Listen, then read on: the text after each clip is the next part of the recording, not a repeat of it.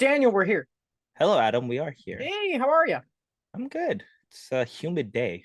Yeah, it's wild. Apparently, it was raining at some point. I don't know. One of my Yeah. coworkers was telling me, and then it feels like Saturday, eh? Like Saturday morning, there was like typhoon, like rain in the morning, and then it was like Mm, humid the rest of the day. yeah. Nature is scary, man.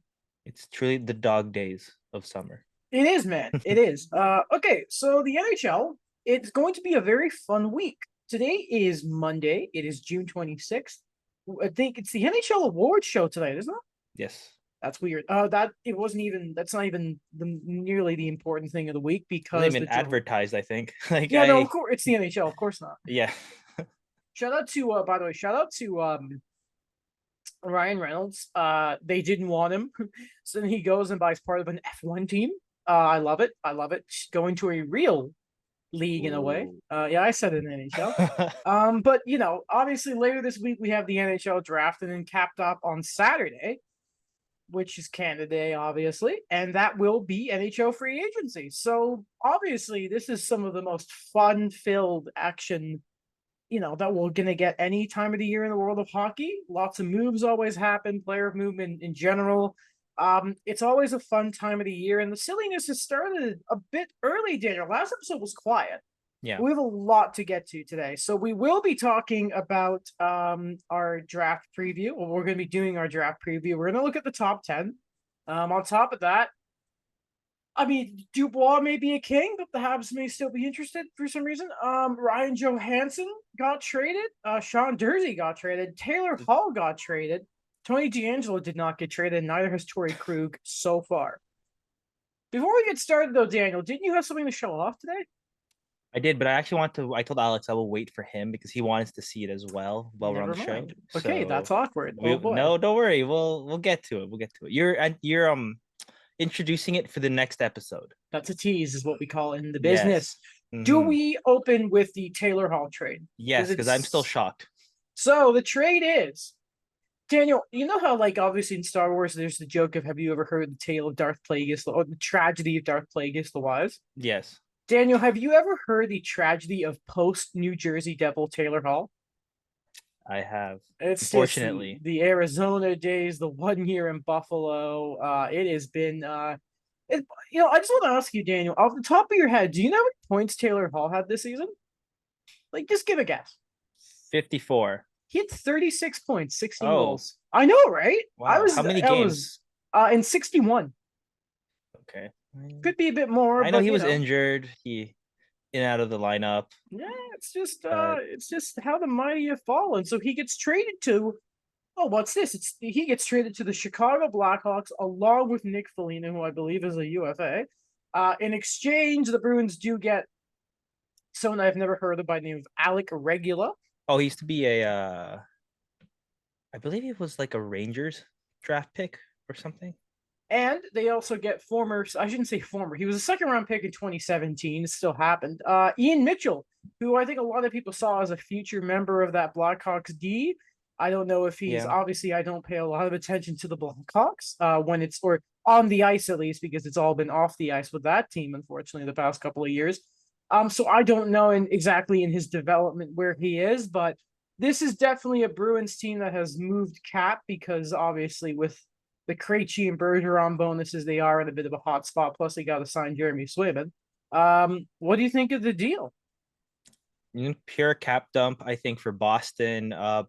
When Taylor Hall got there, I think we always kind of saw it as let's let him prove himself again. He's going to be in a more stable environment. And he did have a bit of a high there. That's why they gave him that extension. But the way he's been playing lately, the way I think the Bruins are really kind of realizing what do we want to be like moving forward. I don't know what this is going to mean for their other UFAs, but yeah, just pure and simple a cap dump for a Taylor Hall player that the skill is still there, but there's the injuries, there's the inconsistency. There's just really someone there that it's weird to me. I never saw him as like a Boston guy, if that makes sense. Like his style of play, I saw him as like a good player, but never as like a long term Boston guy. And for him to Chicago, I think it's just one of those things that he just kind of could rebuild that value there. He's gonna have the time for sure. There's term on that contract,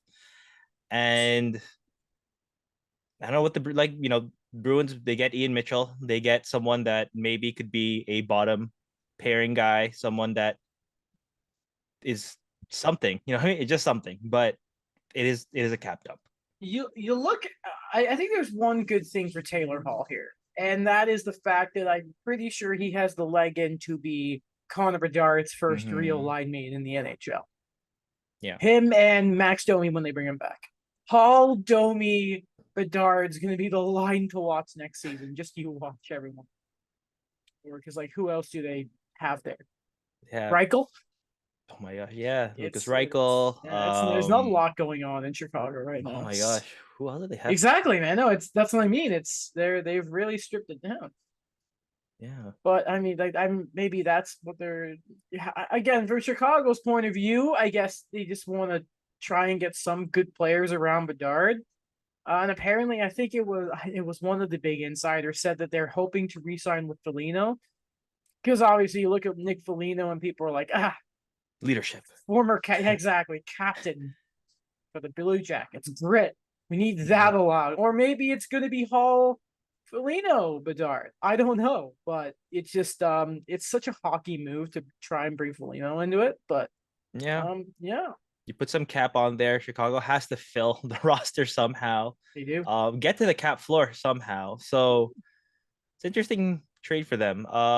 It reminds me of, I know it's not the same thing because I remember Buffalo didn't know if they were going to get Connor McDavid or Jack Eichel. So, this is a team that's rebuilding, but they still jumped the gun and get Evander Kane because they say we need a winger for our future franchise center. Mm-hmm. And maybe this is the deal they're doing right now. I just had a complete. I was about to look up something on Cap Friendly, but for the life of me, I cannot remember what it is. And it has some. It was going to be something for the next segment. I remember what it is now. Never mind. Because you talk about the cap floor. Mm-hmm. The Blackhawks are around there, but do you know who still has $28 million in cap space right now? It's the Arizona Coyotes. Yeah, I mean, I was gonna say, I thought this was gonna be a trick question. No. Kind of thing, but yeah, Arizona. I love looking at the Coyotes cap friendly page because you kind of remember how many picks they have. 4 third rounders this year, 3 seconds next year, 3 thirds next year, 4 seconds in 2025. What happened? Oh yeah, that's what I remember now. They have 12 draft picks, but they only have 11 players signed. So that's it. They're such a disaster. They do part with the 2024 second that was Montreal's. I haven't actually double checked this, but I want to say off the top of my head that is the Christian Dvorak trade. I believe so, yeah. Which is heartbreaking to look at. And in return, they send that to the LA Kings, who are moving cap space for what? Maybe Dubois. And yeah, the Coyotes get Sean Durzi, defenseman. Leafs legend, Sean Durzi.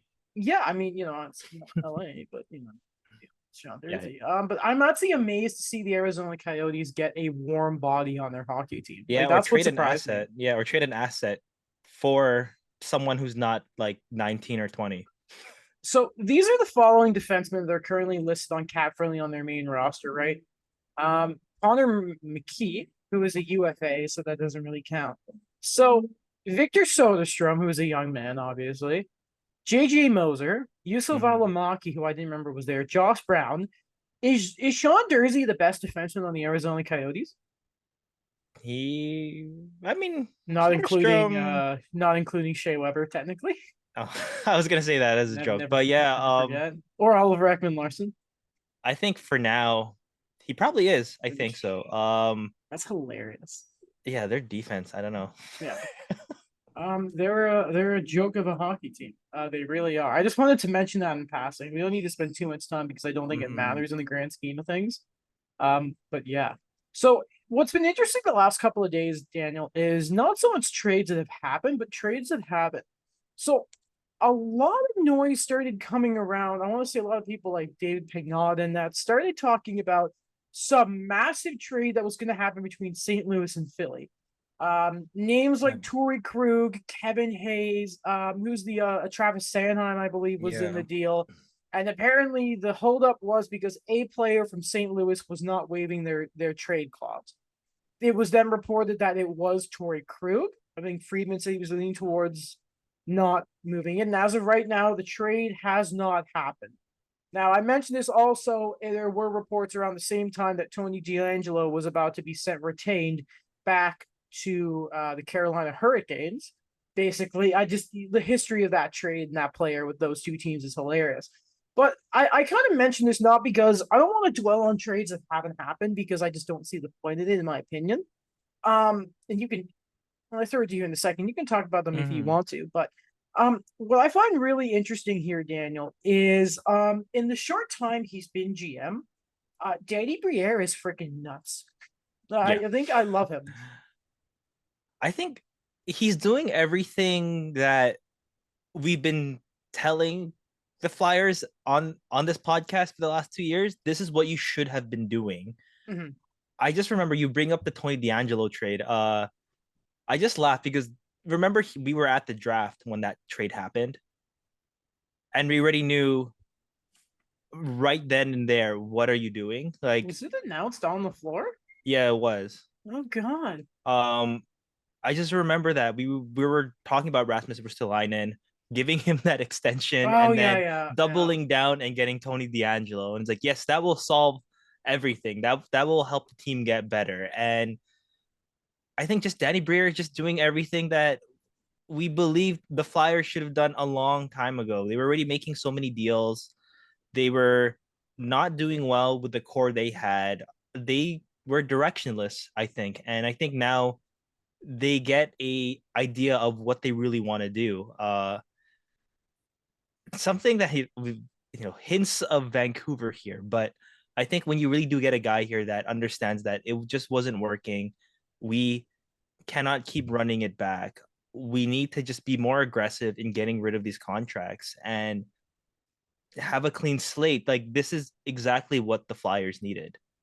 There are still players that they're going to try and move, including, again, we mentioned Hayes and Sanheim and DeAngelo. Carter Hart is still probably a chip out there. Scott Lawton's name, apparently they've already turned down a package that includes a first round selection in this year's draft. There are things coming, and I want to say it was, again, Frank Saravelli reported today that the Flyers are very interested in selecting Matvei Michkov, and that would mean them moving up to 4 or 5, and then I think it's pick 22 that they own in this year's draft. It is from LA via Columbus. From LA via Columbus. Hold on a minute. Is that from? Okay, wait. Hold on. Oh, that's the Provorov trade. Oh. Yeah. Oh, that's a strange. Okay, yeah. So basically that means if you are like Danny Briere has just quickly shown that he's a creative GM. So in my head now, for Saravelli, who has been just I hit my mic, sorry. But the man has been so hot on the reports lately. Mm-hmm. Also to mention today that the Predators, not the Predators, drafts in Nashville. That's what I'm thinking of. The Habs will be one of the teams that are meeting with Matvei Michkov. So if they make their decision to not select him, and let's say that they are, this is a preview for my draft list, are looking at Ryan Leonard, as we know they are, and if they can move down to 6 to get him, and that gives the Flyers a chance to go up to take Michkov, then you get pick 22. You can have some fun with that one. Man, there's a strong draft. Why not? But how would you feel about Michkov not going to Montreal? I want Michkov, all right? I want Michkov. The memes, remember how there's that famous video of a Philadelphia bar when they passed on Cole Caulfield, and Habs fans love trolling them with it all the time? That would essentially be, if the Habs end up overpaying assets to get Pierre-Luc Dubois, and then they proceed to give the Flyers Matvei Michkov, I think I will be crying all summer. Yeah. No, I don't want them to do that. No, please don't do that. Yeah. Unless the trade for Dubois includes Logan Mayhew, then yeah, okay, then we're okay. But not Kirby Dach, please. Don't do this. Don't do that. Please it's a weird rumor. We could talk about Dubois now since you mentioned him. So it looked in the last 24 to 48 hours that he was going to be an LA King. Comes out that they have not talked contract yet. And then today, Pierre LeBrun wrote about an Arpin Basu of The Athletic expanded upon. The Canadians have circled back on it. Mm-hmm. So let's just say this first off. it looks like the Jets are drumming up interest, which is good for Yeah. them. Mark Bergevin is spiting the Canadians, even if he's not working for them anymore. He's doing this stuff in LA. I don't know what's going to end up happening here. We've already apparently there's word of Gabriel Velarde's part of the deal for the LA Kings, and was it Alex Iafallo was the other Alex part I of it? follow, yeah. So Um, two young pieces there, or like two guys that are entering their prime. so if you're the Canadians, people are throwing out Josh Anderson's name. First off, I believe Josh Anderson has trade protection.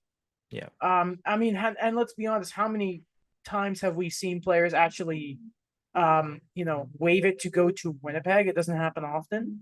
But if you look at it, we know the Jets don't want to rebuild, and that's where you can see a young player like Velarde and Iafallo, which means if you're the Canadians, that points to more if you're doing that move, you're giving up a roster player, which I just don't like that idea. I just don't like it. And again, I wouldn't hate if they moved Josh Anderson's deal, but I just don't think it's going to happen. But I don't want them to move Kirby Doc. I don't want them to move Caden Gooley. It's just it's worrying. It's worrying me a lot. What would be the comfortable package for you in a Um, hypothetical Dubois trade? Logan Mayu. Okay, what else? So that's a young prospect, Yeah. right-handed defenseman. There's lots of value there. I think I would be comfortable giving up for Dubois at this point. I would hate to do it, but I think I can live with giving up pick 31. Mm-hmm. And then I would give you one of Raphael Harvey Pinard or Joshua Law. Okay. Ideally Joshua Law. And Okay. that's all I am willing. That could be very low and laughed at, but that's what I personally want to do. I don't, if Dubois wants to end up going to LA, whatever, I don't care. I really don't. Good players will be there in the future. Yeah. I can live without them. Okay, like this is just from an outside perspective because you've known them a lot more. I really only know, the World Juniors Kirby Doc. So I don't really or yeah, the World Juniors Kirby Doc or the Kirby Doc that was kind of rushed to the NHL by Chicago. I don't really know like the settled in getting the time he needs kind of Kirby Doc. Like from this perspective, as someone that's not a Montreal fan, wouldn't he be viewed as someone that could develop into a Dubois kind of player, anyways? Yeah. Yeah. And he's on a really nice contract. Yeah. Yeah.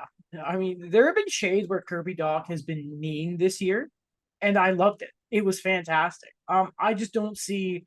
It feels like you're exactly. It kind of feels like remember when they traded Kotkaniemi for, Mm-hmm. or they let him be offer sheet. It was like Dvorak. Even at the time, I'm like Dvorak's good right now. It's delusion at the time. It's kind of like you have the potential for Kotkaniemi to turn into something bigger than Christian Dvorak. Kirby Doc has the potential to be better than Pierre-Luc Dubois. And I really, really, really like the chemistry Kirby Doc has had with Suzuki and Caulfield. Even if you break up Suzuki and Caulfield and you have Doc with, say, Caulfield, that works. I just don't see the value in getting rid of him, especially if they can turn him into a full-time center. It just doesn't make sense to me. Yeah, because for me, it's just all about the timing kind of things. Like let the pieces develop as they develop. You already mentioned last episode that there's gonna come a time when Montreal will make the big deals again. The big deals to be competitive again. But as of right now, I think it's just so many moving parts of what the assessment you want on these younger guys you bringing in. And I still consider Kirby Doc a young guy Oh because yeah. like what he went through in Chicago, like that was not stable at all for his development. Getting hurt many times and then finally finding his groove. I think we're at the cusp of what he can become and what he can do for the team, but I wouldn't want to give up on that. Or even if you don't give him up and you get a Pierre-Luc Dubois, for me, it's just kind of maybe repetitive in a way. Listen, I would like to congratulate the Kings. I want you to do it at this point. But I don't want to talk about Pierre-Luc Dubois until the move is done now. Yeah. I am past that. I just have a weird feeling too that Gabe Velarde is going to become something as well. He was good this year. Yeah, he was great. He's been popping off. Stayed healthy, and then it's good. But we'll see, man. We will see. Another very odd trade when you look at the grand scheme of things here. So the Colorado Avalanche have finally in a Mm. way, have replaced Nazem Kadri a year later. Except this time it is with Ryan Johansson. He has been half retained, and in exchange they send pending UFA to Nashville. Alex Galchenyuk, my man, the Leafs fixed and had that famous Game 5 turnover, and never forget that, ladies and gentlemen. Listen, Ryan Johansson's a weird player. We all know before, was it like a knee injury that basically Yeah. just like during the 2017 playoffs, I Yeah, believe. that's when the Ducks really dug him in. So that was, and he was a big loss to them, and part of the reason they lost ended up losing to Pittsburgh. Was that 2017? That was 2017, yeah. Yeah, never quite been the same since. Has had some injury problems along the way. He only played 55 games this year, 28 points. The year before, still 63 points, 26 goals, and 79 games played in a very defensive sort of looking um Nashville team. It's, by the way, isn't it really weird to think that he's already 30 years old at this point? Like Yeah, it's Ryan weird. Johansson still seems very young to me. Anyway, they You know get a guy why? who You know why? It's because they compared it the last time he was traded, and then remember it was like the trade of the two quote unquote young assets type of thing Johansson, Seth for Jones. Seth Jones. That's Yeah. so it's so weird to think of Ryan Johansson as a Blue Jacket all these years later. Man, Do you they remember really they can't keep players, can they? do you remember I it was like a picture from a while ago, but when he finally got his house in Columbus and then he made a basketball court there. You remember Really? that? Yeah, and then he No. got traded, I think like Oh my god. like later into the season. So listen, I don't feel it with the abs. I don't know if this is the move. It seems like too much of a gamble. You know what I mean? Mm. For their window right now, I think it's a gamble. It is quite a bit of money for a guy that you're just hoping to bounce back. He was relatively okay last season. We said that with him and Matt Duchene. It's something too that I think maybe it's just more of a pure center instead of JT Compher, who I believe is also a UFA I as think so, well. yeah. Yeah, I think that there's been a bit more history there of Johansson playing in the top six, being a pure center instead of putting someone like JT Compher behind Nathan McKinnon. So I could see the reasoning there. Even half retained, I don't know, for a prove it, like show me what you have, prove it kind of guy. 4 million is still pretty steep, despite what you gave up for them. And kudos to Nashville. I know they're still going to be paying a lot for a guy that's not there anymore, but they get Hey, out of a big contract that we all knew was going to be bad. listen, we're still in a flat cap world, and they have freed up in a way $4 million in cap. That's important. That's going to Mm-hmm. be important come the deadline. Hell, they could even use that to broker a trade now. Yeah. I know there is obviously cap space available now more than ever, and that's why there are always trades and around the draft and that. But like still, that cap space is going to be important, you know, whenever the deadline is next year. Yeah. So I yeah, think I'm, Nashville, I like it. yeah, Galchenyuk, if they bring him, whatever. I don't. 700,000 K. I don't know. This is how, yeah, like I just don't know what to say about Alex Galchenyuk at this point in his career, except what could have been. But I mean, Bro was the going to say Abs, that. if there were other teams that took this bet, I would think I'd be more okay with it. It's just that there was so much, like the top guys on the Abs did everything they could to try and will that team in the playoffs, and they just couldn't get it done because they didn't have the depth anymore. And it's just Mm-hmm. Johansson. It's just listen, I'm prepared to look like a real fool, but right now I don't like it. I don't like it. McFarland's disappointing me as GM ever since Sakic got hired upstairs. He already, you know what I mean, It's going to promoted be to an president. interesting offseason for Colorado. The window is obviously still open for them, but there's going to be a lot of change there. Eric Johnson is not going to be re-signed, so that's a big Yeah. right hand shot you're not going to have anymore. A locker room guy that's been there for I forgot he's there for like 11 seasons. I remember when he was traded there. It's crazy, and you have to kind of look at too, like what do you have with Sam Gerard long term? Like, is he going to be a guy that's keep getting better, or is this downward trend going to continue? Yeah. And then suddenly you look at it, it's like what you said, Adam, that they just don't have the depth that I really thought they had 2 seasons ago, right now to kind of run it back. So we'll see what Colorado does. They gonna have the money. They have to still. They never really replaced Gabriel Landeskog's scoring on there. Not That's yet. something they gotta think about. Not Yeah, yet. We'll see. But so far, yeah, still disappointed. Right now, they're looking at the step back tier in the off-season tier list. yeah. You want to just do the draft preview now and see if we have time afterwards, whatever. All right. All right, so we're gonna go by our top tens here. I think it's fair to say we just skip number one because Connor Bedard's gonna be a Blackhawk, right? Yeah. Okay. So these are teams 2 through 10. Obviously, second we have the Anaheim Ducks, then the Blue Jackets, the Sharks, the Canadians, the Coyotes, the Flyers, the Capitals at 8. St. Louis is 10, and I skipped over Detroit at 9, and that is if they do not use that pick to go get Alex DeBrincat, which we will see. Mhm. So number 2, the Anaheim Ducks. Who do you have them taking? I mentioned it already. I fell in love with his game during the NCAA tournament. Adam Fantilli. I think Anaheim still has that identity. I still think they love those two-way guys, those power forwards that can score. So Fantilli will be a guy that really kind of adds that skill they already have there.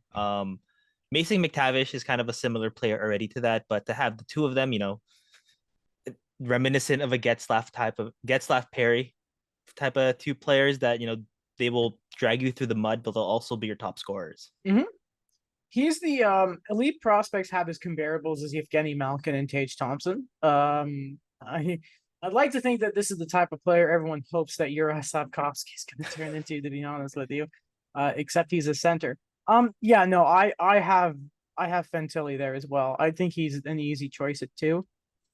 If the Ducks don't take him, I have no idea what they're going to do. But Mm. I mean, this is a great consolation prize for a season where they were last, and I think we're easily the worst team in They the were yes. historically the worst defensive team ever. And like the last 13 games, especially, were just Yeah. very difficult to watch for everyone involved. Third overall, the Columbus Blue Jackets, who continue to look for a center, which is why I have Leo Carlson going there. And I've been big on Leo Carlson. I prayed that the Habs somehow get their hands on him, but I don't think that's going to happen. Yeah, I have the same pick as well. I think best player available right now for Columbus. Can't really get picky with what they need because they need everything. They do, they do. So, they're shored up their D, or they in their eyes they have with the moves they made this offseason. Goaltending, who knows what I don't know, man. But listen, if you have a strong center core, which they do not right now, but maybe if some of their guys start taking that next step and they can add Carlson in, I don't know if he's confirmed whether he's going to go back to Europe next year. Mhm. But I mean, fingers crossed. Now, this is where the draft is going to start getting very interesting. Fourth overall belongs to the San Jose Sharks. I think if you look at most, there's some elite prospects have Will Smith at like 6th or 7th overall. But it seems to be pretty well, whether it's Bob McKenzie or whatever, that he's probably gonna go in the top 5. We know the Habs love him, but it really feels like the Sharks are gonna take him from me. Mhm. It's funny. Up until I think Jason Bukala had his article about it, and he was just going more into how for not the top talent this year with Fantilli, with Bedard, he would have been a first overall pick. I think, yeah, I think he goes fourth to San Jose. I was gonna say Ryan Leonard initially, but for Will Smith, I think he's a guy that could play immediately for San Jose, and I think that's a kind of a team too where they're not there yet on the Flyers territory. I still think that they're in the middle ground between the Flyers and the Canucks, where they still kind of have to be competitive until they figure out what they're going to do with Eric Carlson. Eric Carlson, future Florida Panther. Okay, number 5, I have Matt Michkov. Mm. However, I do not have the Canadians taking him because they will Oh, move down to take Ryan Leonard 6. Spoiler alert.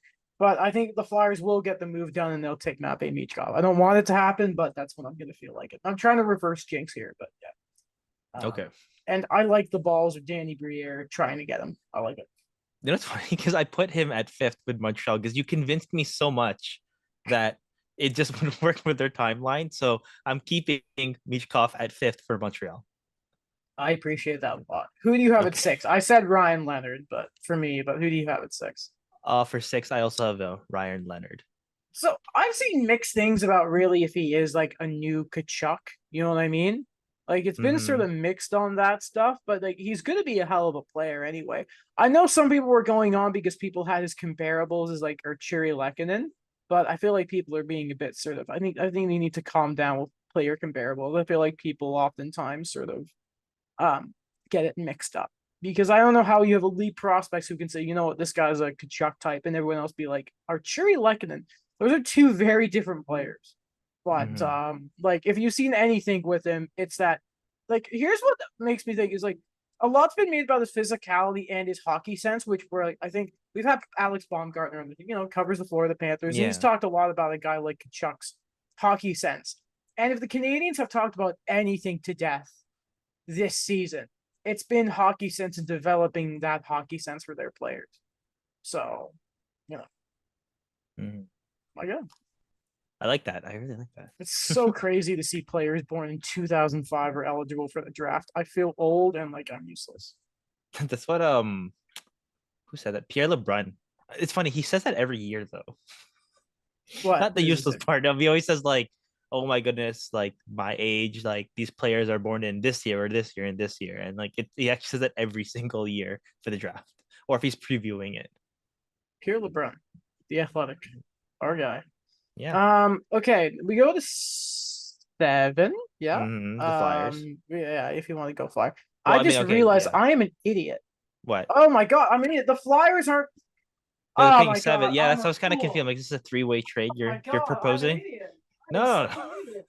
Arizona are 6. What am I Yeah, doing? Oh my God. Okay, ignore everything I said. They're taking Leonard at 5 and yeah. disappointing Best everyone. player Ignore me. available. Yeah. Oh my God, I'm stupid. You know what? Who cares about Arizona? No, Okay. no. Oh my God. Even though they should take Michkov because once they get him, they're finally have a place to play. I'm actually so embarrassed I screwed that up. It's okay. Oh my God. What do we even do? Who do you, I mean, we'll just go with it. Thinky, and we'll just 7, whatever. We have our rankings. Leonard said, yeah, okay, 7. I Okay. have First. I have Benson at 7. Oh, Um, okay. I think I think Benson could honestly be a surprise top 5 guy. Elite Mm-hmm. prospects especially are higher on him, but it seems to be like skill and playmaking wise, he's maybe the cream of the crop when it comes to this draft.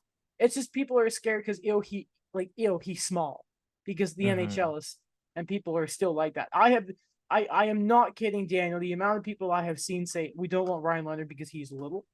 I'm Mm-hmm. begging you to stop. The comparables, by the way, have been to Braden Point, which I mean, Yeah, I was gonna mention Braden Point. He dropped in the draft because of his size. yeah, Yeah. For like me, for so. 7th, I actually had David Reinbecker there. Oh, okay. Right hand shot, big guy. Again, we've mentioned the Flyers defense many Yes. times already. I think that you continue to add there. They already had Gauthier last season, so I think like that was a solid pick already. Um, I really like what Reinbacker has been bringing and just a more responsible defenseman. I think when I think about the Flyers, it's just you need that responsibility there. I know that they had a bit of that with Ryan Ellis before his injury, but it's time to not have a offensive defenseman like filling your entire top 6. Your your 6 pairings. I think when it does come to all around defenseman, I think most people can agree that probably Reinbacker is that player. I just don't Mm-hmm. think the Habs should take him. But cool name too, Reinbacker. Yeah, That's it's a a cool like name. that is a hockey name. That's one That of is the best hockey. names in the draft. Reinbacker. I I like it. like it. Um, so I kind of cheated when I go to 8 and 9 because I actually have Reinbacker and Simishev. I know I'm not going to say that right. Sort of like interchangeable if you want to Yeah. do it. Again, I think they're both. I think people also sort of argue that Simishev is probably the best D. Especially defensively, the comparables are Jacob Slavin and Keandre Miller. And especially like they highlight also Simishev's skating. So listen, I think you take whichever one you want. If you want a guy who potentially could turn into more of the all rounder when it comes to Reinbacker, or the guy who again, I wouldn't mind having a Jacob Slavin on my team with maybe Morey Mm, upside altogether. You know, I like the player, but yeah, I have them either 8 or 9 to be honest with you. okay. For me, I had Samuel Honzek for the Capitals. I think that they also need a center. I mean, this is the draft. If you need a center, this is the draft. Oh yeah, the By the top way, 10's full of them. yeah, and he's a big body guy. He's someone that they've mentioned that in terms of maturity, in terms of the size he already has, maybe he makes the jump a bit quicker than you think. And for the Capitals, in the Alex Ovechkin era, that's what you get. That's what you need to do. You get guys that could come in and maybe play right away, not in the top six, but they contribute.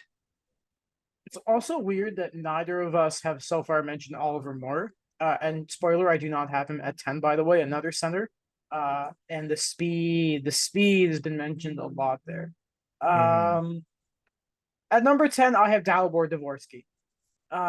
Because man, this is a name that has been haunting Habs fans all year, by the way. Mm-hmm. Maybe unfairly, by the way.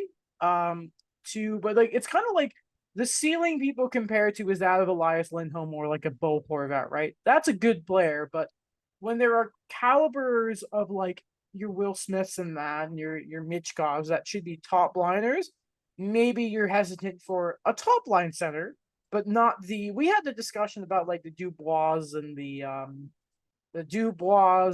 Larkins and I can't remember his name. Guy in the Islanders. I am an idiot. I can't remember. The extremely attractive Wait, man. wait, which one? Matt Barzell. Jesus Yeah. Christ. Like those So, guys. Like Dvorsky is gonna be a good player. It's just sort yeah.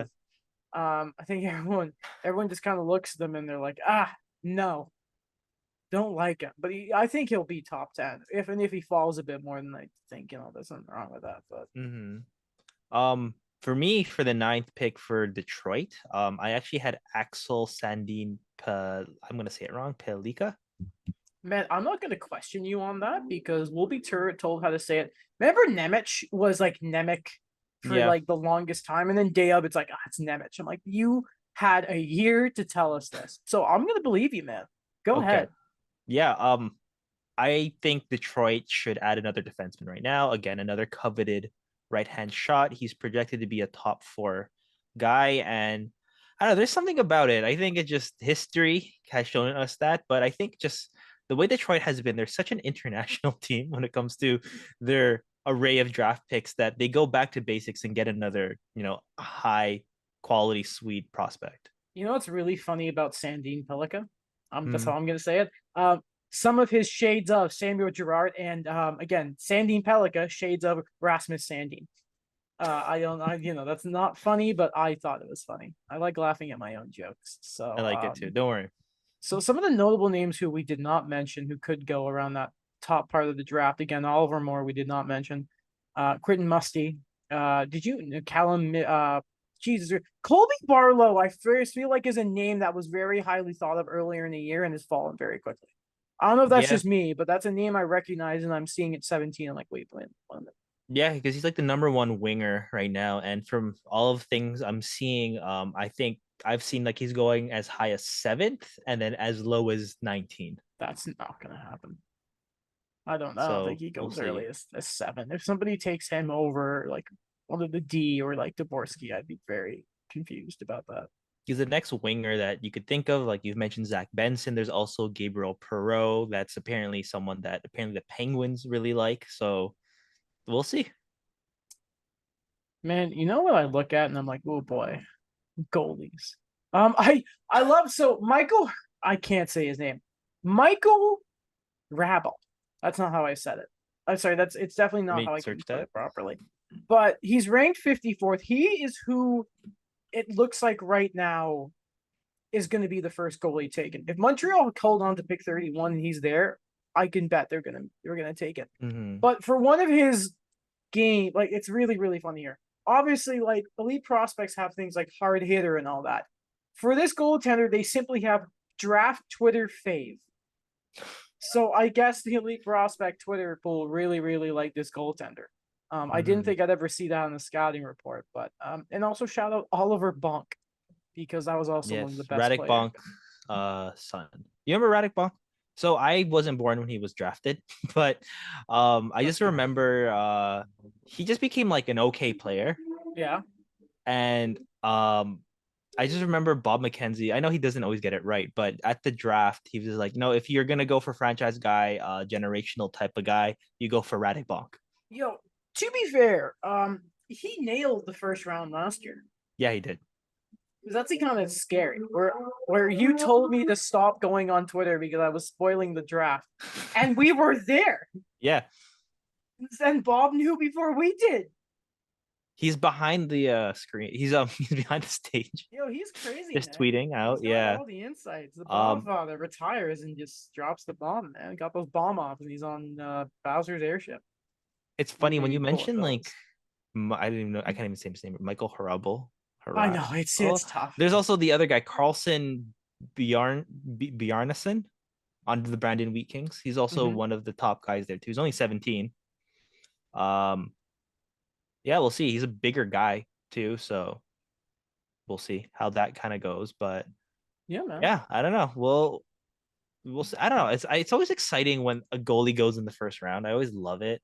But according to Bob, he said that there's no possibility. Maybe there's really no possibility for that this year. Yeah, no, it's difficult to see. Again, unless you always get the I think one of the best things about the draft and this year is there are a few different teams that have multiple first round picks, and those are the ones who always get a little nuts. Yeah. I think St. Louis have multiple for now. Philly are going to try and add another one. Montreal have their second pick, that's what makes me think they're going to take the goaltender. Um, but there were a few teams like that, and that could make the draft a little more spicy. Mm-hmm. The first round is Wednesday, right? Yes. Okay, thank God, because I'm off Thursday. Hopefully, unless something goes wrong because LCBO is weird. And that means I can stay up and actually watch the first round and enjoy the second round after. Second through seven. God, no, I'm not gonna watch after round two. To be honest, I'm not gonna. I don't think anyone really does. I did. I stayed until Yeah, you stayed. You I stayed stayed that until whole time. I got tired though. You know our row, it was like packed Yeah. in like the first round. I was the only one left in like Remember our section. the guy who tried to sell you his memorabilia? Yeah, and then he kept asking me who I would go for if I'm in Montreal and if I'm in Toronto. Just a wild dude. Yeah. You He still left. have his card? I still have his card. That was the summer. I'm always gonna remember that. I'm always gonna remember that's the summer. I was talking to people there when I was in Montreal. It was really Yeah. because I stayed a few days after the draft just to hang out. When people would ask me because I had your jersey on and I also had the Habs Stanley Cup hat on, they always asked me about the prospects and the hope for Montreal. And a lot of them are always just taken aback when they're like, "Who's your favorite prospect in the system?" And I always just said Gianni Fairbrother, and they're like, "Oh, okay." Yeah, there are some hardcore House fans who I don't think spare a single thought for Gianni Fairbrother. It's just for. Do you at least tell them it's just because of his name? I say it's because he's a good defensive defenseman. It was unfortunate he got hurt this year, but Remember when we had Patrick Talon on and he actually was speechless because he just wasn't prepared for you to mention Gianni Fairbrother?